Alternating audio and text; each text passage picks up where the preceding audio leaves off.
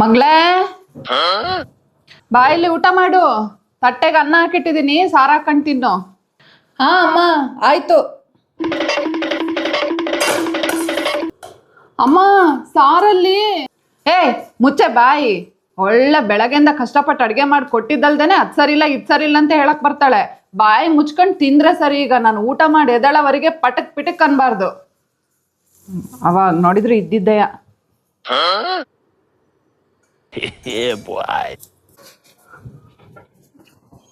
ಹಬ್ಬ ಹೊಟ್ಟೆ ಫುಲ್ ಆಯ್ತು. ಅದ್ಯಾಕೆ ಅವಾಗಿಂದ ಊಟ ಮಾಡೋದ್ ಬಿಟ್ಟು ಮುಖ ಮುಖ ನೋಡ್ತಾ ಕೂತಿದ್ಯಾ? ಅಯ್ಯೋ ಸಾರಲ್ಲ ಅಲ್ಲಿ ಬಿದ್ದಿತ್ತು ಕಣಮ್ಮ. ನೀನ್ ನೋಡಿದ್ರೆ ಮಾತಾಡ್ಬೇಡ ಅಂದಲ್ಲ, ಅದಕ್ಕೆ ಸುಮ್ಮನೆ ಕೂತ್ಕೊಂಡಿದ್ದೆ. ಅಯ್ಯೋ ಫಸ್ಟ್ ಹೇಳಕ್ ಏನಾಗಿತ್ತು ನಿಂಗ್ ರೋಗ?